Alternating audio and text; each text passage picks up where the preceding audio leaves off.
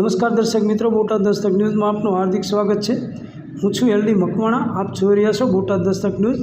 હવે પછીના સમાચાર વિગતવાર। દર્શક મિત્રો, આ છે બોટાદનો રેલવેનો અંડરબ્રિજ। તમે જોઈ શકો છો કે અહીંયા વાહનની પરિસ્થિતિ શું થાય છે। તમે જુઓ કે આ બોટાદ છે અને બોટાદનો સાળંગપુરથી આવતો અને બોટાદમાં એન્ટર થતો આ રોડ છે અને આ રોડમાં વાહનોની પરિસ્થિતિ કેવી થાય છે તમે જુઓ। અને આ ગારો અને માટી ઠેઠ ટાવર રોડ સુધી પહોંચી ગયા છે અને આ અધિકારીઓને કોઈ કહેવાવાળું નથી। અને આ અધિકારી આપ જે તંત્ર છે, જેના હાથે આ વહીવટ કરવાનો છે, એને અહીંયા ધૂળના ઢગલા કર્યા છે, માટીના ઢગલા કર્યા છે। અને તમે જુઓ એક્યુપ્રેસ થાય એવા તો અહીંયા ખાડા છે, જે વાહનો અહીંથી માંડ પસાર થઈ શકે છે એવી પરિસ્થિતિ છે। પરંતુ આ શરમ વગરના આમના માટે નાક લેવા જવાના હોય એવી પરિસ્થિતિ છે। આ અધિકારીઓની શી ખબર બુદ્ધિ બેર મારી ગઈ છે કે એમના આમાંથી શું મજા આવી રહી છે। હું દર વખતે કહું છું કે બંને કોર 40-40 ફૂટ આરસીસી કરો અને એ પણ 2 ફૂટ ઊંડા, તો તમારે કોઈ દિવસ કોઈ પ્રોબ્લેમ નહીં થાય। પણ એવું એમને કરવું નથી।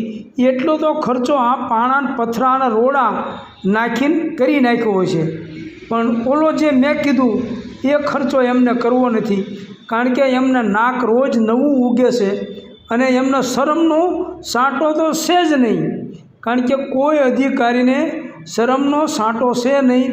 બોટાદના લોકો કેટલા હેરાન થાય છે, કેટલા પરેશાન થાય છે અને આ કાદવ કીચડમાં કેવી રીતે અંડરબ્રિજમાંથી પસાર થાય છે, એમાં એમને સહેજ પણ શરમ જેવું નથી કે ઇજ્જત આબરૂ જેવું નથી એવું કહીએ તો પણ ચાલે।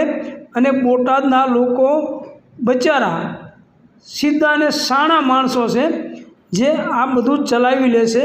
ખરેખર આ ચાલવા દેવું ના જોઈએ અને લોકોએ આંદોલનનો માર્ગ અપનાવવો જોઈએ અને આ રસ્તો બંધ કરી દેવો જોઈએ।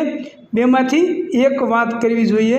પરંતુ અહીંયા કોઈ કહેવાવાળું નથી, કોઈ સાંભળવાવાળું નથી। અને અહીંયા આ તંત્રના જે અધિકારીઓ છે એ બેરા મૂંગા બાડા બોવડા બધી વાતે પૂરા હોય એવું લાગી રહ્યું છે।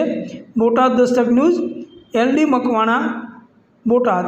તમે જોઈ શકો છો કે આ ગારો કાદવ કીચડ તમે જુઓ, એમાં ક્યાં લોકો ચાલે। એટલે તમે આ બોટાદને સાણા અને સજ્જન માણસો છે, એટલે આ બધી ભક્તિ એમની ચાલી રહી છે। નહીતર ગામમાં ધોકા લઈને નીકળે, રહેવા ન દે એવી પરિસ્થિતિ કરવી જોઈએ। પરંતુ બોટાદના સજ્જન લોકો આવું કરતા નથી। Botad Dastak news, LD Makwana, Botad.